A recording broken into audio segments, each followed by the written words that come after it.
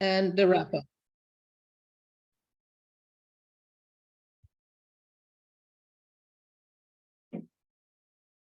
Share screen is enabled for the participants, it looks like, or for the panelists. Everyone's like a host, so everyone can share screen, and this is recorded, so we can post it on YouTube for your purposes later. Thank you. Thank you, Leonard. It is exactly 12, and I would like to welcome everyone. Good afternoon, good evening, good morning, depending on where you are at this time. I'd like to welcome everyone to the American Society for Public Administration webinar titled Gentrification, Urban Planning in Houston. ASPA is the largest and most prominent professional association in American public administration. Our mission: advancing excellence in public service. Our 4 core values: accountability, performance, professionalism, ethics, and social equity. I encourage you to learn more about ASPA by logging in at www.aspanet.org. Our moderator for today's session is Maria Modeska, our president-elect. Just a note about Maria. Maria is actually our research liaison officer too at the Gerald D. Hines College of Architecture and Design on the beautiful campus of University of Houston Central Campus. I'll turn it over now to our president-elect, Maria Modeska. Thank you very much, President Howe, and welcome to our panelists and our visitors today. We appreciate you taking the time to talk to us about the topic today. I'll read some brief biographical introductions and then we'll start it off. First is Dr. Stephen Sherman. He's a research scientist at the Kinder Institute for Urban Research at Rice University. He's focusing on housing and neighborhoods in his research areas. He has a Ph.D. and master's in urban planning from the University of Illinois. His research focuses on affordable housing, corporate landlords, and criminal justice. Nicholas B. Lacy is a second-year Ph.D. student in the Brian Lamb School of Communication at Purdue University. He studies race and Black studies in the U.S. K-12 education and law enforcement.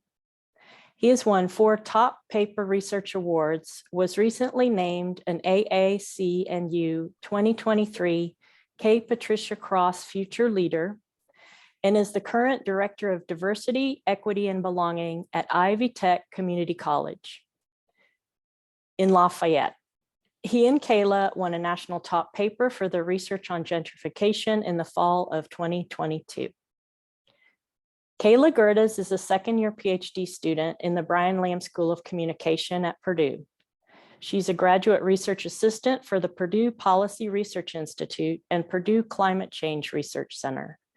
Her current focus is organizational communication, critical cultural research, and environmental communication.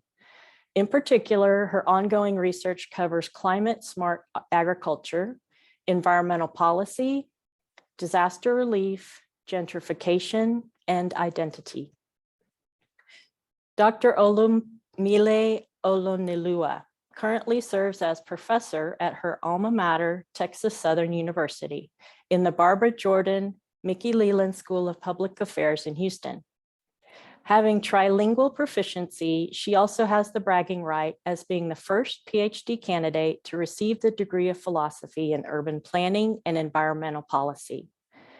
Dr. Olonilua's research aspiration includes hazard mitigation, emergency management, diversity planning, community development and public participation, environmental planning, and policy and land use and evacuation planning.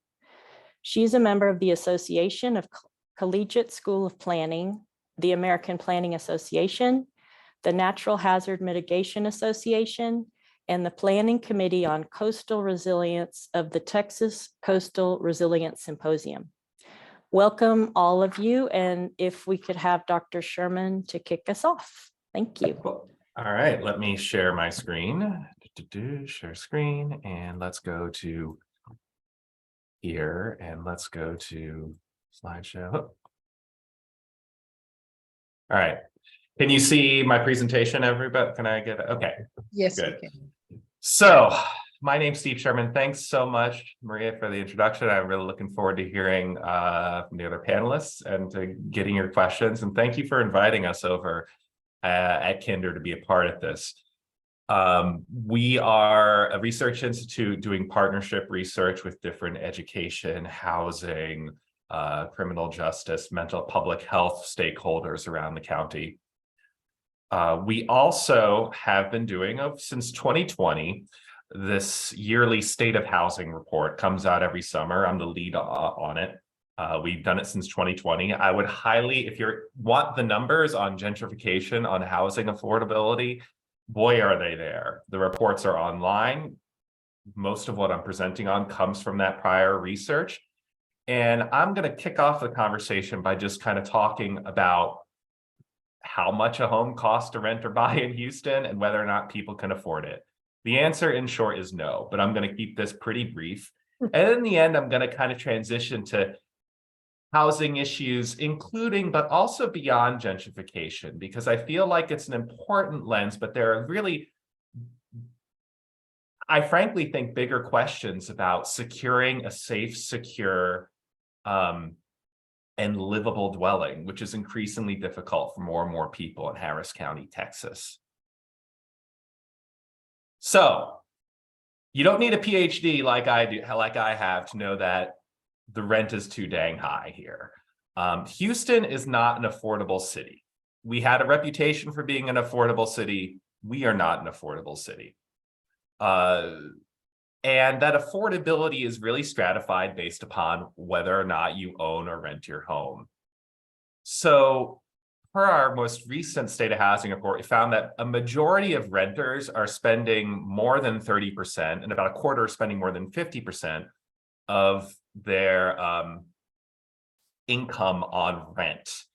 30% is typically considered the threshold for affordability, according to HUD. You should be spending no more than, if you're spending more than 30% of your income on housing, you are cost burdened. And note that this isn't just rent. This is just rent. It doesn't include utilities, internet, which is a necessity to work and live, frankly. And those services have all gone up in price dramatically over the past 2 years. So, you know, in Houston, the median household income is about $56,000, and median rent is about $1,100. So you can think about it that a huge share of people's income is paying just for the roof over their head. So Houston is not affordable, and yet what we often hear here is, yeah, we're cheaper than Austin, New York, or San Francisco, to which I think, yeah, LeBron James is shorter than Shaq, but he's not a short guy. He's still 6'7". Or 6'9". He's and that's where Houston is. We're essentially LeBron James here. That when we are compared to literally the most expensive metro areas in the country, surprisingly, we are more affordable. But when you compare us to cities that are somewhat a similar sort of size, scale, and influence, in regions like that, you see that we're actually a little bit less affordable. So rent as a percentage of household income is actually higher in Harris County, signaling that more people are spending more of their income on rent here. And that's a function not just of high housing prices, but also the fact that people aren't earning enough. It's also a labor issue, frankly. And then the quarterly housing price index. So what this does is it measures the raw housing price increase since 1995 as a percentage. So in 2022, Houston homes are 380% more than they were, 4 times more almost than what they were in 1995. And that is high, but that's higher than the Atlanta MSA. It's lower than Chicago, where it's still gone up quite a bit. But you see that homes, to purchase a home, has just kind of become more and more difficult as they become more and more expensive at a pace that's greatly exceeded wage increases. So what about gentrification, the thing that we're here to talk about? We've put out a few gentrification products over the past 6 years. I've only been involved with one of them, which is one I'm going to present on, which was on how building stock changes with gentrification. So I feel like there's an important point here that it's not just a matter of, yeah, prices going up, but also there's this important aesthetic element. And you see all over in central Houston, it's gentrifying neighborhoods, homes that look like this. There's a long story of how they actually happened, dealing with some land use regulation changes in 1998. But these tall homes, we mapped them out in some gentrifying and gentrified neighborhoods. And you see that there's this kind of, I guess you could say, frontier of them, that they move as neighborhoods gentrify, you see more and more of these appear. Without getting into market questions, there's this point that like neighborhood fabric itself changes. I'm a person looking at numbers and building stock, but there's this important psychic personal elements. Your community becomes unrecognizable very, very quickly here in Houston. This is an older product which I wasn't involved on, and I'm actually using it to illustrate this broader point here. Some prior researchers, none of whom actually work at Kinder anymore, wanted to map out where neighborhoods were gentrifying or established. The orange, those are places that are gentrified. Gentrifying in blue, continual sort of places that are just have historically over a long time, and then places that were vulnerable or not vulnerable to gentrification. You see that they map out kind of the entire, most of the areas within Beltway 8 as being vulnerable. The reason why this white, those of you not familiar with Houston, this white area is not considered vulnerable is because that is already very, very expensive. Ted Cruz lives here. If you can see my cursor a little bit above the S in Montrose. But you have all of this white outside of Beltway 8. But what's been getting a lot of press recently are these national corporate landlords. And for an older project, we mapped out where just two of them, the two biggest ones, Invitation and American Homes for Rent, are buying our own properties. And they're operating outside. This is in the suburban fringe, right? These are not areas we think of as gentrifying. And yet you're finding that this is sort of the frontier of this next set of corporate investors in residential rental real estate.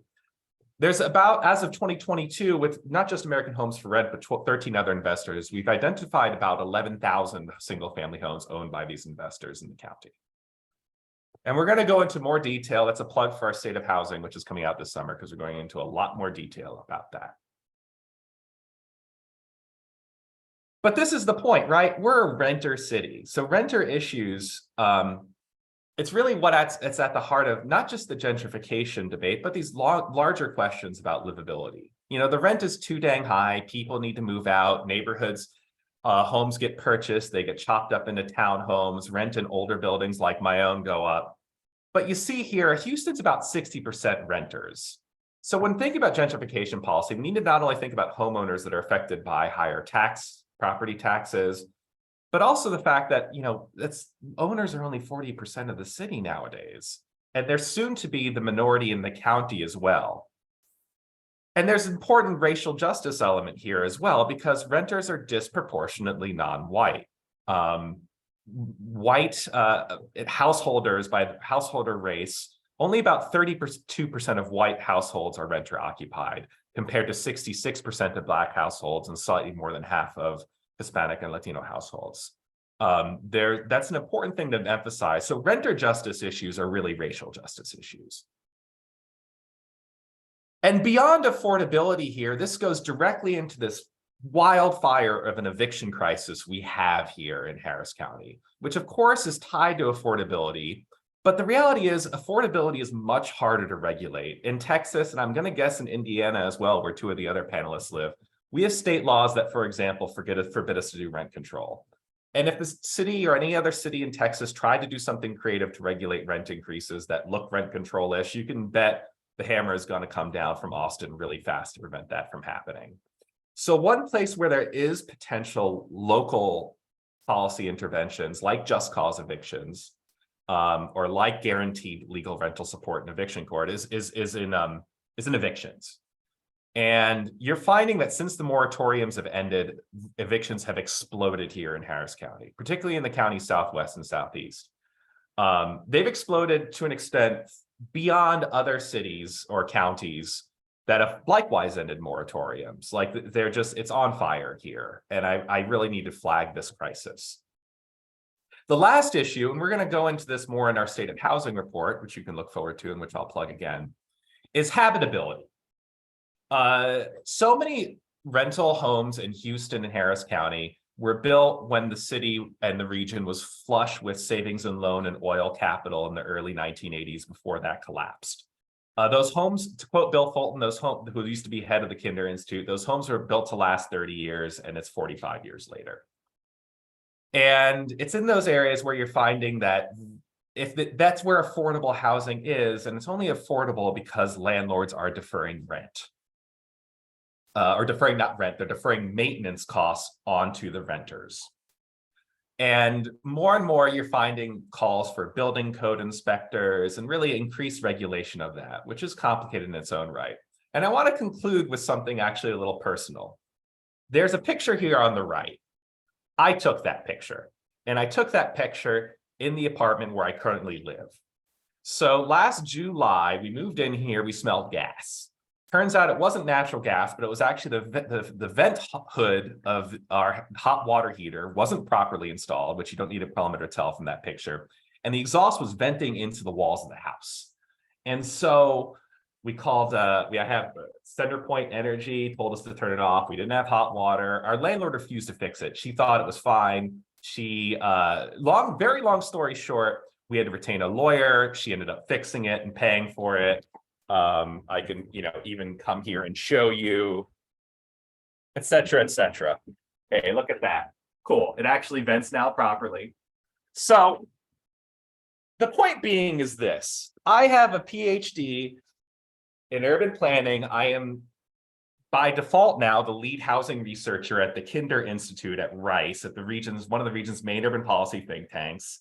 I have a decent salary. I also specialize in criminal justice and policing. My wife used to be a tenant organizer. We live in a nice neighborhood, and we still have to put up with this. And we pay a lot of rent too. So imagine the millions of other people in the city, millions of other renters who are not as fortunate or privileged as I, what they need to deal with across the city, in both its gentrifying or gentrified where I live, and places that aren't even on the conversation of that. So with that, my email's there. I'm going to pass it on to the other panelists. Happy to answer your questions too in later. So thank you so much.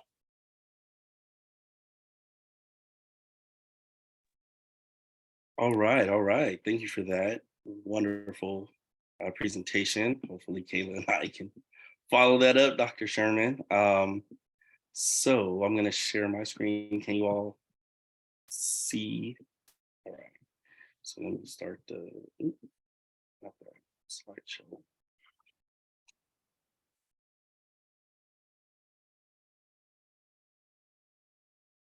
Okay. There we go. Okay, so my name is Nicholas B. Lacy, and I am a student in the Brian Lamb School of Communication, and I'm presenting with Kayla Gerdes, and we're both presenting on the behalf of Dr. Stacy Connaughton, which has helped us with a lot of our work. Yes. We share the same advisor. So we will talk a little bit about gentrification in a couple other cities, but then we will tie it into Houston and some key takeaways.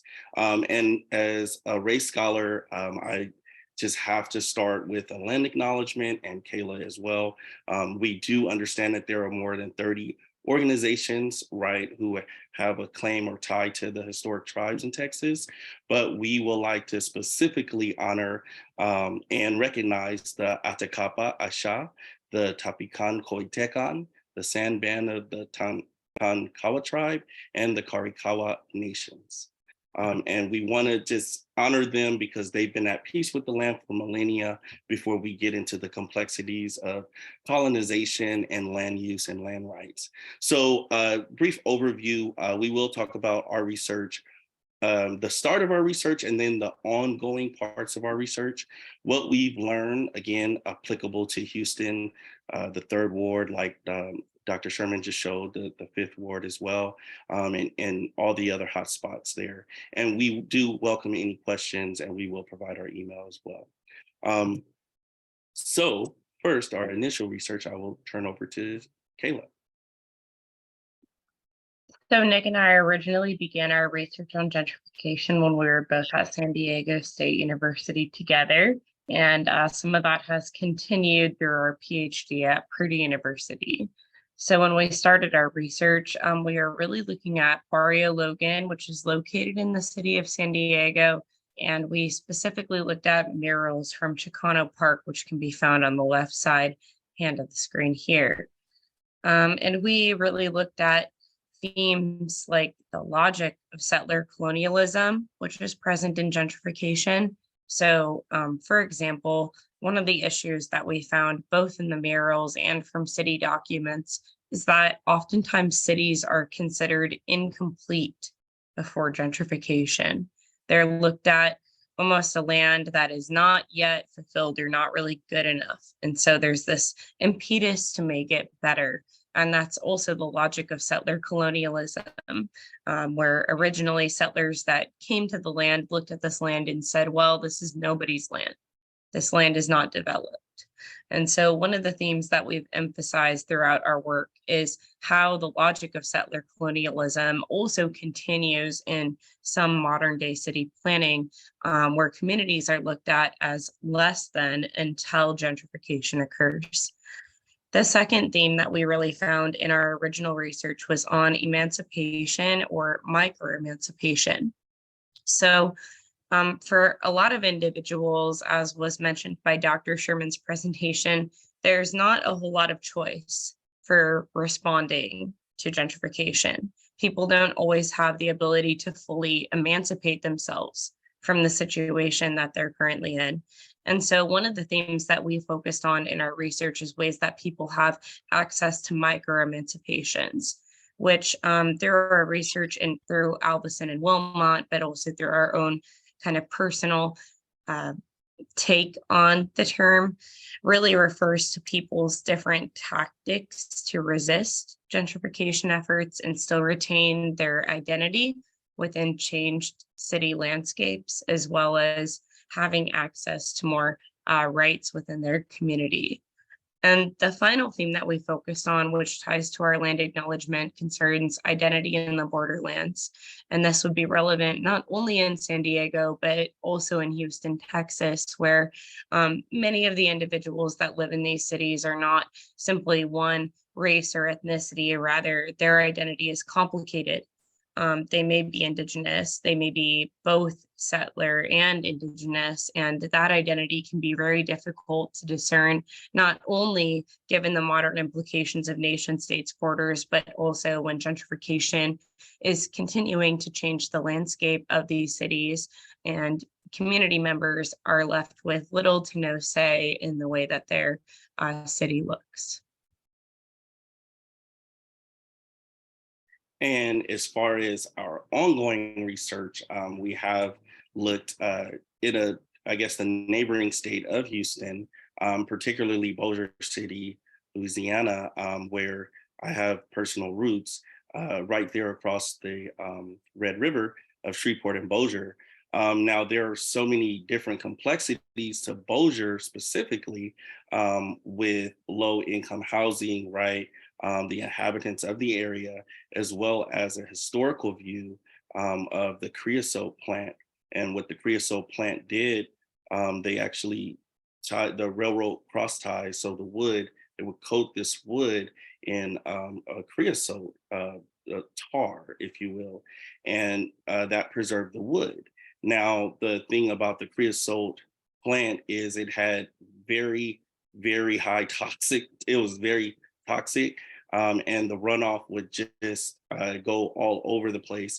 And there were so many different issues with that, but it was highly cancerous, right? And the creosote mix or tar had over 300 chemicals in it, and it's been now deemed a restricted pesticide. However, Bossier City inhabitants were largely Black inhabitants because they could not afford to live across the river in Shreveport, in more high affluent areas. And that was just one portion of the thing that we found. We also found that the idea of the Bossier Shale, right? The oil companies, they do hydraulic fracturing where they dig for natural gas. Like Dr. Sherman said in his presentation, it wasn't gas from outside, it was gas from inside in his particular circumstance. However, there is a large, you can smell the methane outside in a lot of places that have these ongoing shales where they're being drilled. And Bossier is one of those big shales where, again, the runoff, it pollutes the water and things like that. So what we're saying, really, like Kayla was saying earlier, and Dr. Sherman, you really cannot escape this, right? Based on the amount of money you make, based on the concentrations or the cracking, packing, right, of where you are to live or where you can afford to live. And this is highly, highly important to understand from a political standpoint when it comes to making policy, when it comes to urban planning, because this is not just exclusive to Bossier or not just exclusive to Barrio Logan or Houston, right? We're seeing this erupt across the nation, and people are stuck in where they are, right? More times than not, and they also incur health issues, right? And it's compounding effort. So we looked at that in Bossier, but we were also taking a look at Stockton, California, and Milwaukee as well in our ongoing research. And here are a couple of takeaways. Okay, so one of our first takeaways that really applies to most of the places that gentrification is occurring entails dialectical tensions. And this is really just a fancy way of saying that there are sort of competing goals in line with gentrification. So what we just mentioned about Louisiana, some of the issues taking place in Stockton and Milwaukee, even in Barrio Logan, there is pollution in the neighborhood. Sometimes structures do need to be retrofitted to protect against earthquakes or other forms of disasters. At the same time, ongoing efforts to change a neighborhood and quote unquote make it better implicate the people that are living there. And it often does lead to what we've seen in Dr. Sherman's presentation with increased rent rates, as well as additional barriers, which includes increased policing, which is the second takeaway that we've seen just from reviewing the literature. This is a point that Nick and I would like to get into further continuing forward, but increased policing typically happens after cities have been gentrified because now new protections are needed to sort of assert that that neighborhood is now safe and made better through the process of gentrification. One thing Nick and I would also like to note throughout our ongoing research is that we've seen very different opinions on the term gentrification itself. Some people still do refer to gentrification as almost a positive feature of making cities better, and not everyone is on the same page that gentrification really means the separation that happens in neighborhoods after the city planning has occurred and allowed or forced people into situations where they can no longer afford to live in that neighborhood or be in that neighborhood in the same way that they were before. Right. And in addition to being pushed out, we see this influx of industry moving in, right, and creating those harmful effects in the surrounding areas if folks of color have been, and lower socioeconomics have been pushed to the periphery in the surrounding areas. Even when these industries move in with this capital and create these commercial boundaries, there still exists this high influence of environmental racism.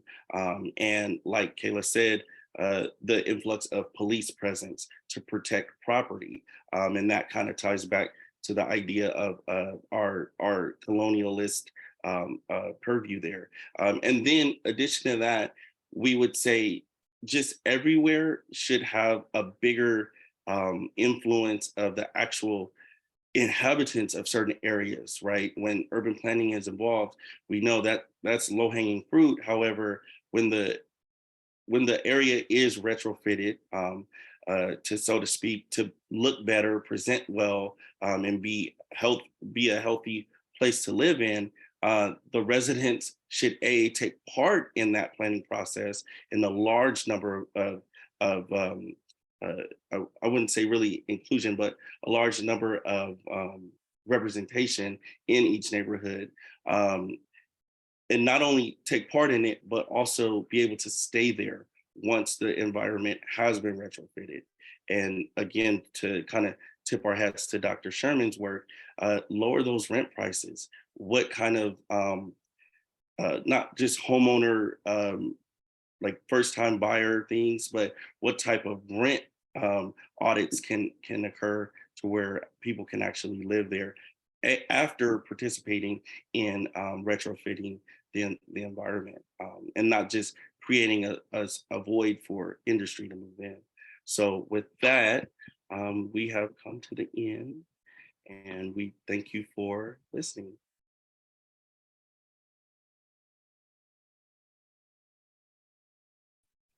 Okay, so I guess it's my turn. Thanks, everyone. Good to listen to research scientists and students and hear your perspectives on gentrification.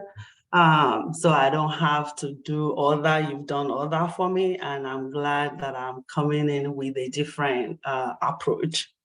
I'm the only one without a slide, without a PowerPoint presentation, but that's fine, that's cool, because you've all done all that.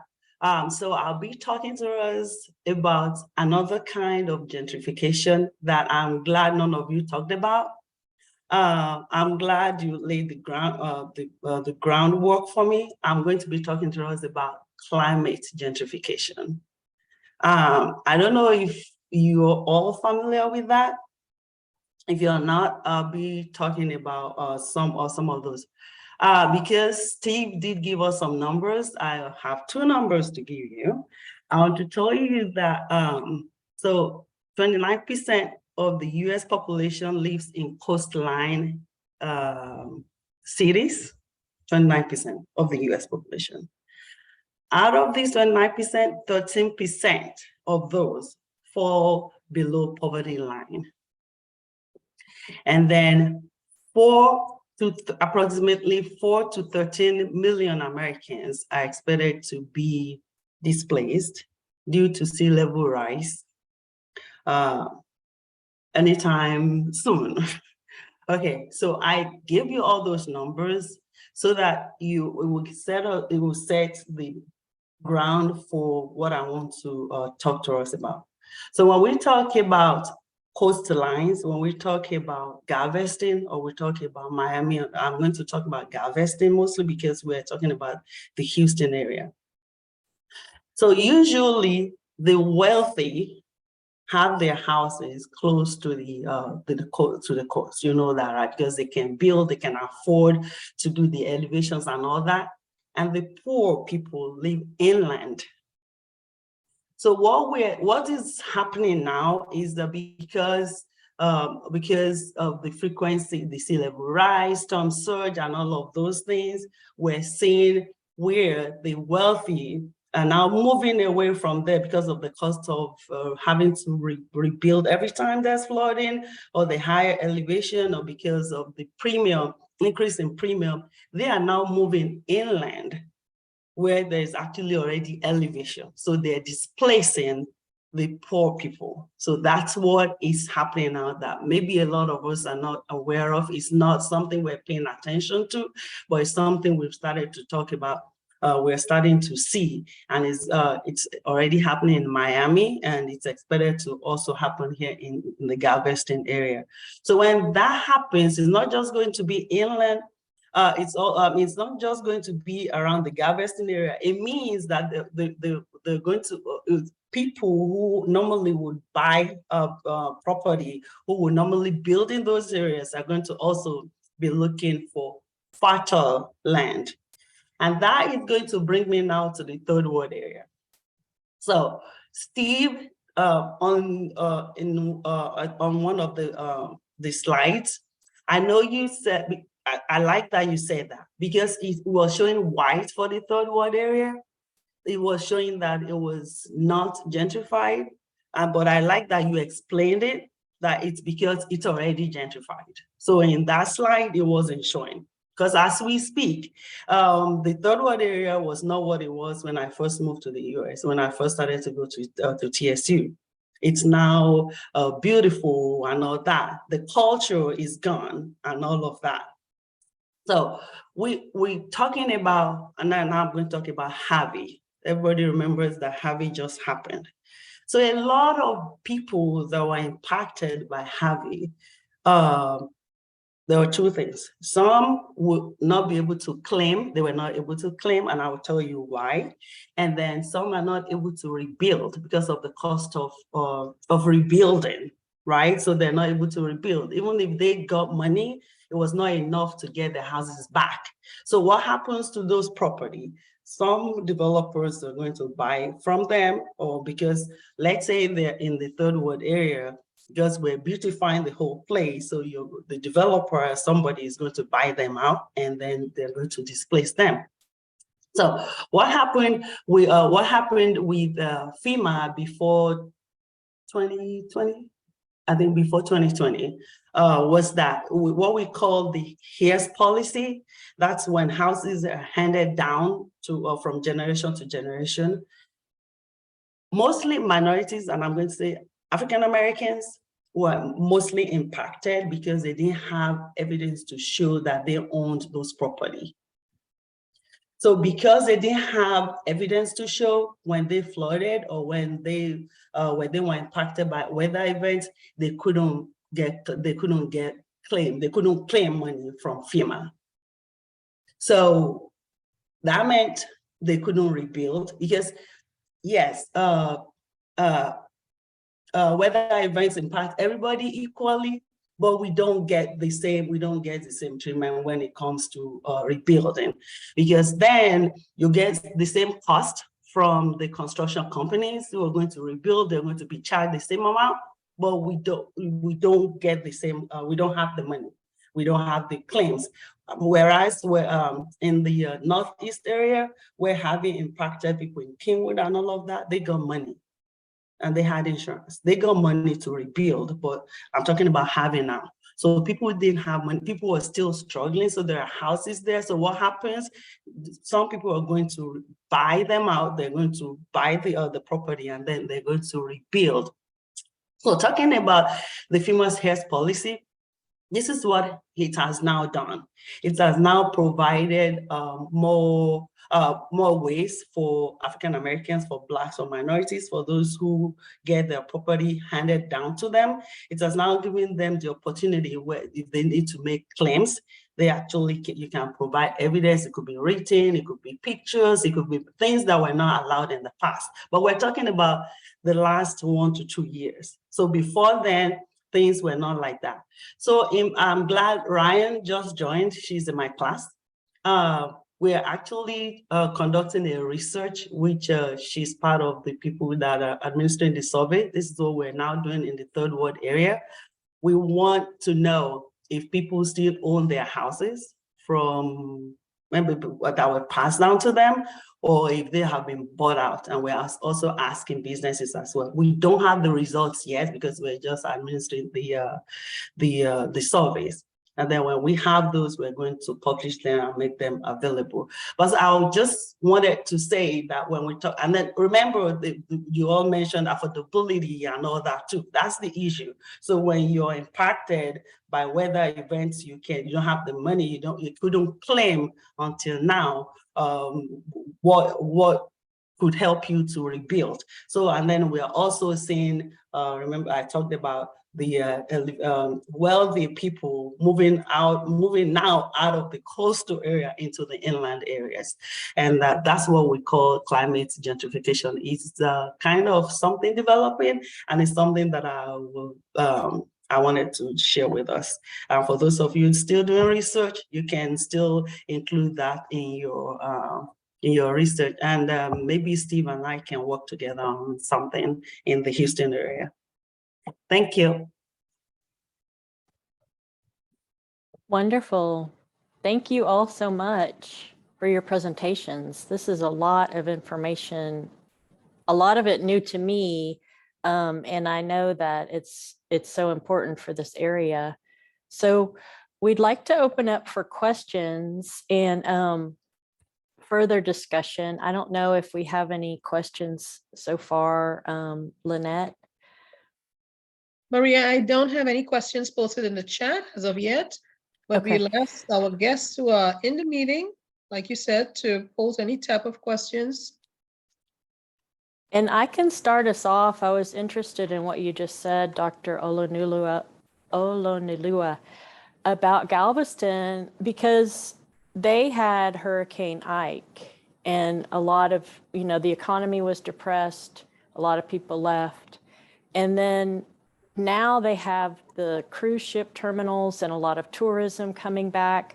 So they need people who work in the service industry. And a lot of times, like you're saying, they can't afford to live on the island, so they live more inland. But now what you're saying is now even those neighborhoods are going to get taken over. So where are they going to go? That's a good question.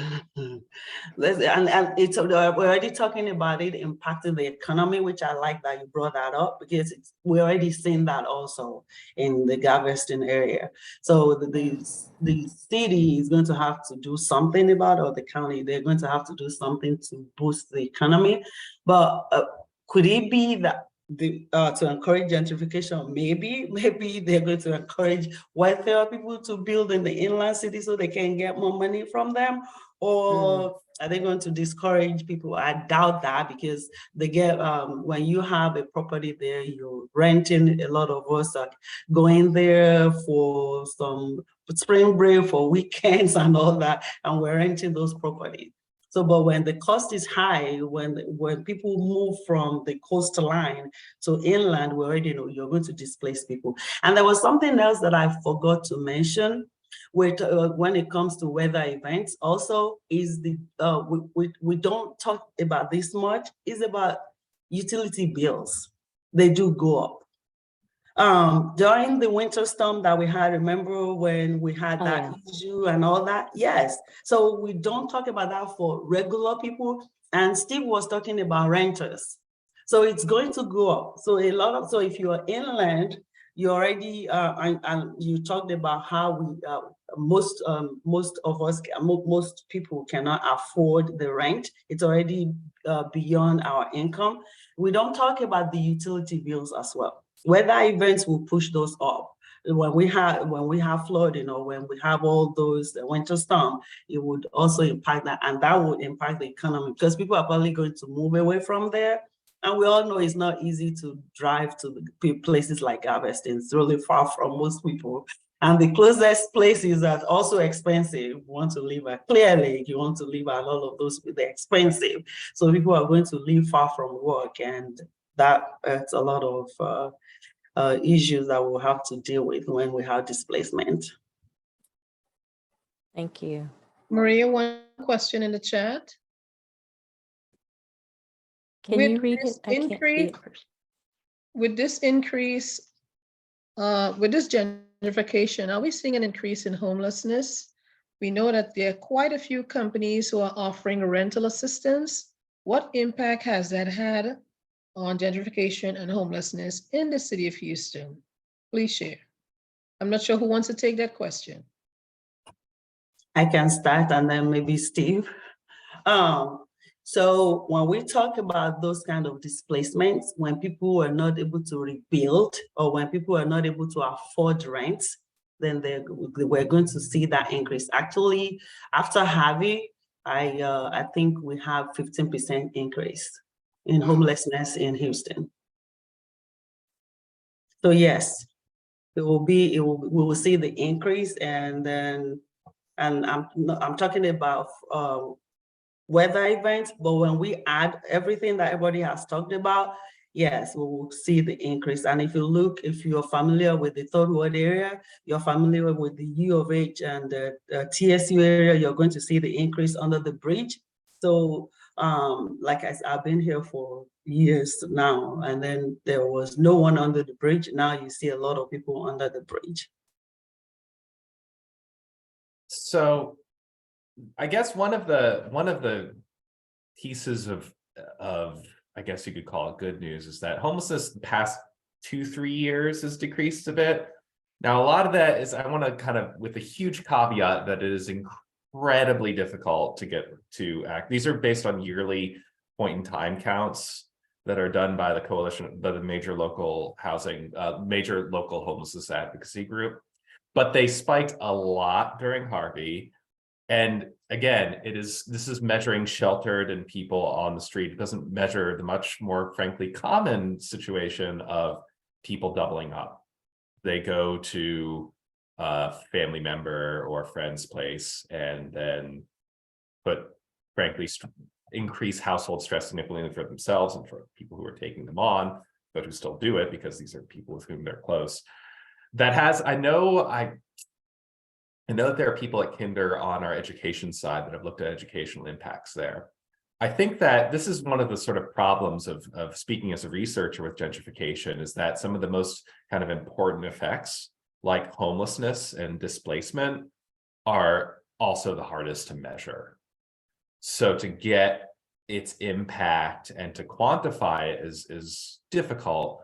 So with that noted, I think it's really important that Kayla and Nicholas are doing the work that they're doing. And I want to kind of state its value, because you leave it up to the quant people like me, we're never going to tell the story. We're never going to tell the full story of gentrification. So I think that to get that sort of, to measure and to tell the story about the damage it does to communities and to people is really valuable, because the word needs to get out somehow. And frankly, I can't do it. Thank you all for responding to that question. One thing I'd like to ask, so it's kind of a challenge to determine if all these agencies, whether it's government or private or nonprofit, who are sharing all this information about rental assistance, apply for rental assistance, is it really impacting the number of people displaced and the homeless community in the city of Houston right now? Those numbers, you see how fast those funds disappear. Yes. The people who can secure them, it does make a difference. The issue is, as kind of shown by the eviction crisis that we're in, is that it's temporary. And you could maybe get it, maybe that fund will be there next year, maybe your landlord might give you a month or two moratorium, but beyond that, it's a tenuous and insecure and incredibly stressful way to live. Thank you. Maria, do you see the question that came up in the chat? Yes, the you. question is, what can be done to stop or reverse gentrification?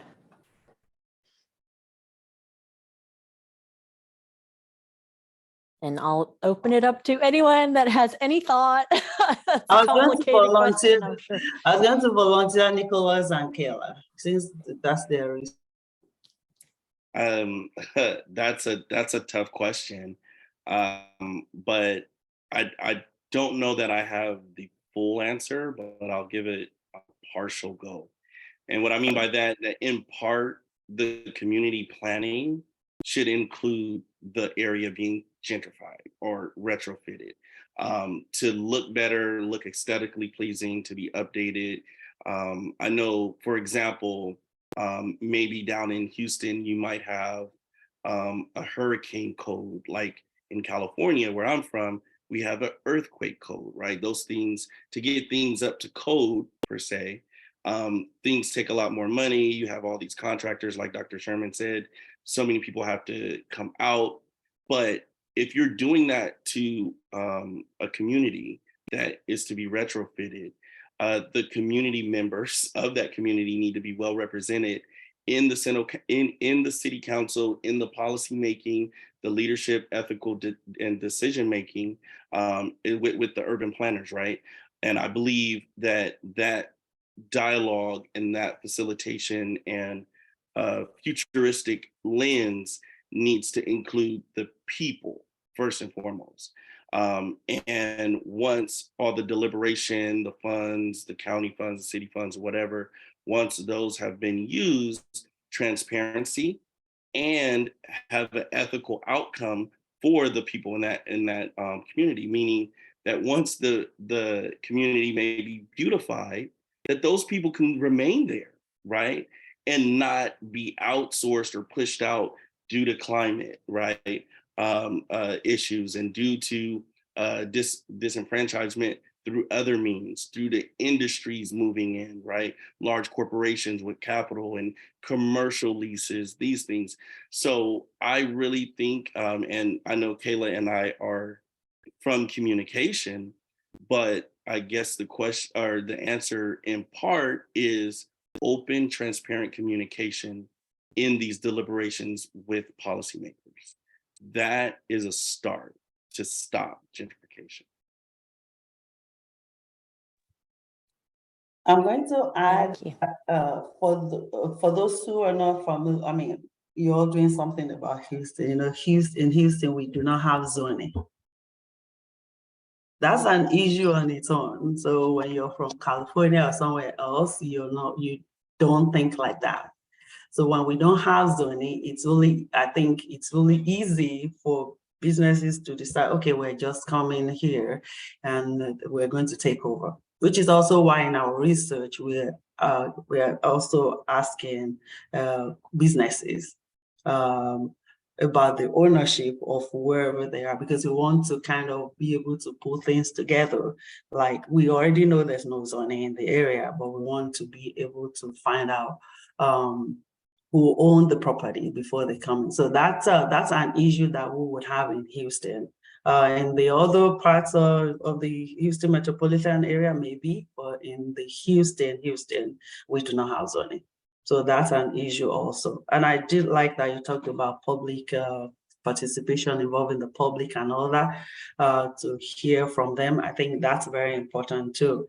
The stakeholders, involving them in the process, in our planning process, so that they have a say and they can talk. Not just the association, but actually inviting the citizens and hearing from them, not talking at them. That's what I always say. Don't talk at them. Hear from them what they think you should. What they know the history, and they know the history of their communities, and then they know what should happen in the community. So we give them some kind of power in that sense.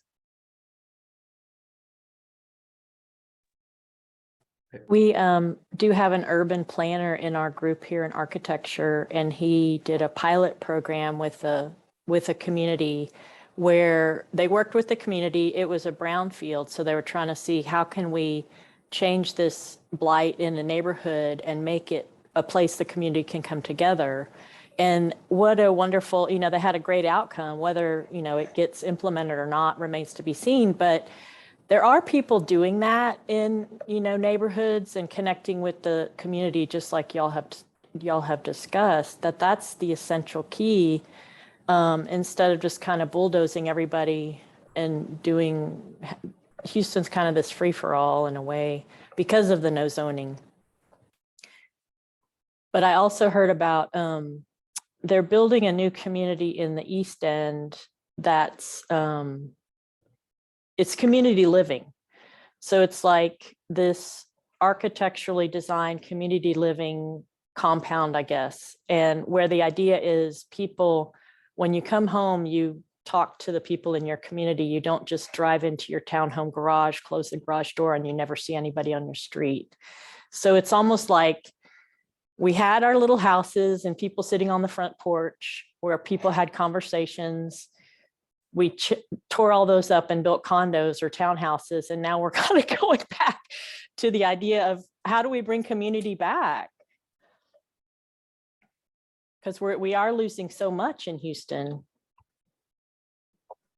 I think it goes to this point of just having lived a lot of places. Having moved to Houston as a planner too, I am shocked at the speed, not just the speed and the speed of gentrification, also the extent to which places become physically unrecognizable. I grew up in the New York City area, and if I go walk around the West Village, which is now super duper gentrified from even when I was a kid, the buildings are still the same. You know, the storefronts are really different. Things will look a lot different, but like the buildings are still mostly the same. There's still some businesses around, but you look at a neighborhood like Museum Park, which used to be considered Third Ward, where I used to live, and it's just I imagine that 10 years ago it was just completely different, but now it's mostly townhomes. Yep. Do we have And I any think other part of questions? that- I'm sorry. No, no, you're okay. I was just going to add on to that, that it can be very difficult to define who are the stakeholders in the community, because not everyone has lived there, or maybe has the right to live there for the same amount of time, depending on what has happened in that city. And so I think we need to pay more attention to the historical factors that have prevented people from having access to the land, and include a wider diversity of opinions rather than just direct community members who could be anybody that has a home in that region or is renting in that region. Very good point. This builds on to that too, that like in Houston, I always we don't have zoning, but we do act. I think we frankly kind of do, because we also have neighborhoods that have really taken control of the development within their territory. The reality is that there are places like Montrose or Boulevard Oaks, where there are strong HOAs that regulate how land can be subdivided and its use. The city is blanketed with over 600 HOAs, predominantly in wealthier areas. And what's very interesting, what's not less known, is that per Houston law, the city actually pays HOA legal fees. So if they file an injunction against, and we also do have subdivision regulations as well. So when they file an injunction against a landowner in the HOA who's violating the terms, the city, the public, basically, all of Houston pays for the private enforcement of HOA deed restrictions. So really we have zoning, but it's zoning for me, but not for thee. And in communities that are gentrifying, particularly Third Ward, Fifth Ward, non-white, predominantly Black communities where HOA restrictions are not as strong, they're basically paying the tax. Everyone else in Houston is paying the taxes for places like Boulevard Oaks HOAs. Is what wealthiest areas, for those who are not familiar. So yeah, it's zoning for me, but not for thee.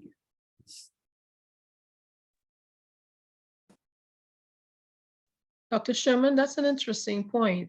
My husband recently mentioned to me how many violations are being issued in our subdivision recently, and a lot of the residents are complaining about it.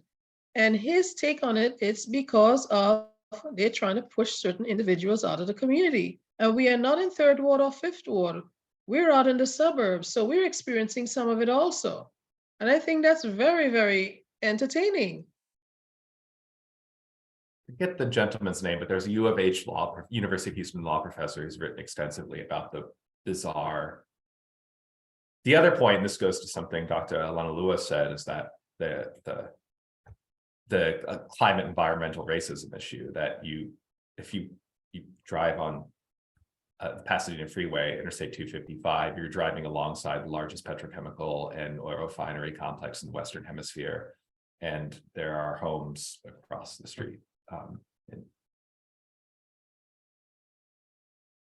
And you think about historically, that's why zoning existed, was to separate industrial and residential land uses.